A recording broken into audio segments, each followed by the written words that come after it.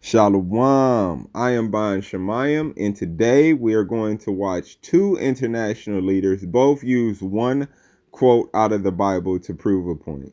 And the problem that I have with this is that you can't just use one bar because it's misleading, it's deceiving. At the end of this video, we will go into the Bible to show how we're supposed to break down the word instead of just taking one thing so personal and then discounting anything else the Bible says. How we're supposed to read through the Bible to find understanding. On that note, we got one person using the Bible pushing for war, and we got one person using the Bible pushing for peace. Now, the lady who's using it for pushing for peace, because of all the other reasons she used that were justified, it makes sense. Like what she was saying actually makes sense.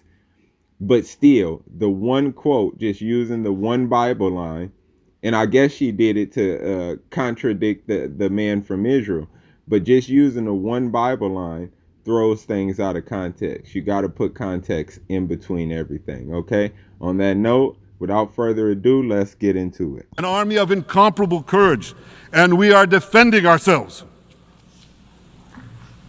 As the book of Samuel says in the Bible, Netzach Yisrael lo yishaker.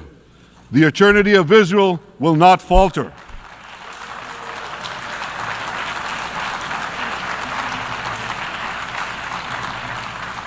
In the Jewish people's epic journey from antiquity, in our odyssey through the tempests and upheavals of modern times, that ancient promise has always been kept, and it will hold true for all time. To borrow a great poet's phrase, Israel will not go gently into that good night. We will never need to rage against the dying of the light, because the torch of Israel will forever shine bright. It is the same Bible that tells us in the stories of the Old Testament, much which has guided many people across this world. But when we turn from the Old Testament to the New Testament, it is Romans that says to us, vengeance is mine, saith the Lord, not any country, not any human being. So that the Bible can't be used as a convenient aid when it suits us and rejected when it doesn't. In the midst of this maelstrom, we were very clear. My country took the step this year of recognizing and establishing diplomatic relations with the state of Palestine, in spite of having supported a two-state solution since 1969.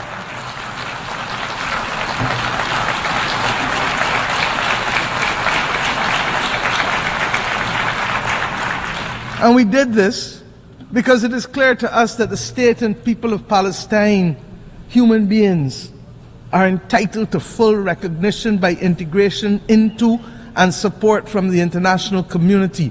The Charter does not say we the people, with the exception of any one group from any one part of the world. We join with others, therefore, in congratulating the state of Palestine in taking their seat among the United Nations member states as they did on the 10th of September of this year.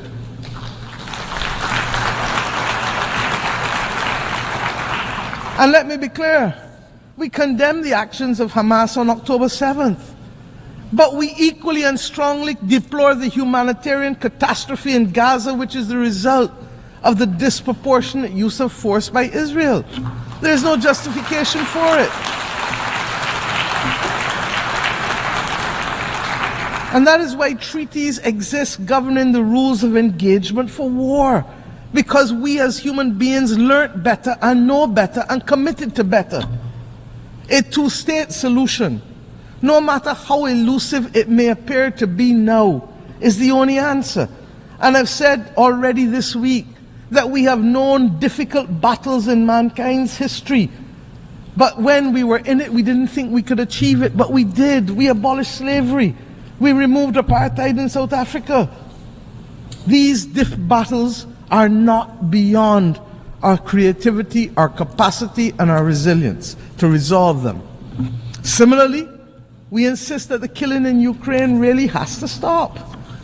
The people of Ukraine must be allowed to live within the internationally recognized boundaries of their state in peace and freedom from the threat of use or force.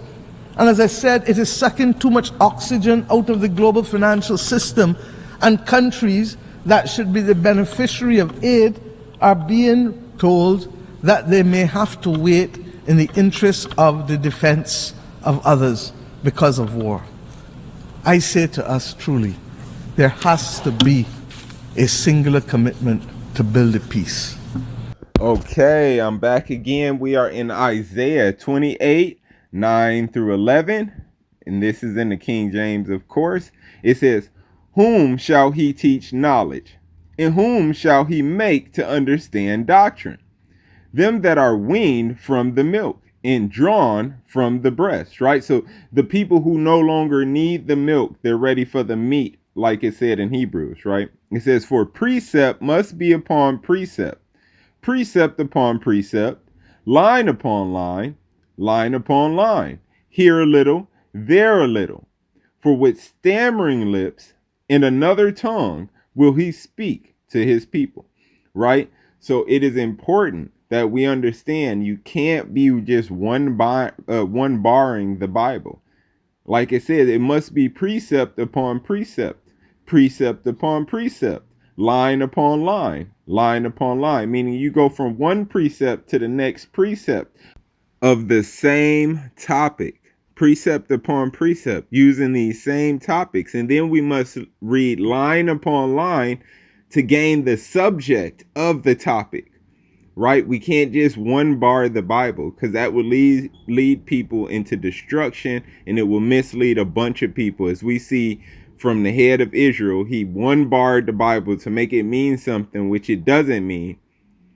And then the lady behind him one barred the Bible, which hers makes more sense. It's more of a valid point. I could more or less agree with what she said. It's just that if we read the Bible, they both did it wrong. So we must call out how people are using the Bible, because that's why there's so many different religions and so many different people being misled, because they'll use one quote out of the Bible without going over how we're supposed to break it down. They don't go from precept to precept or line upon line.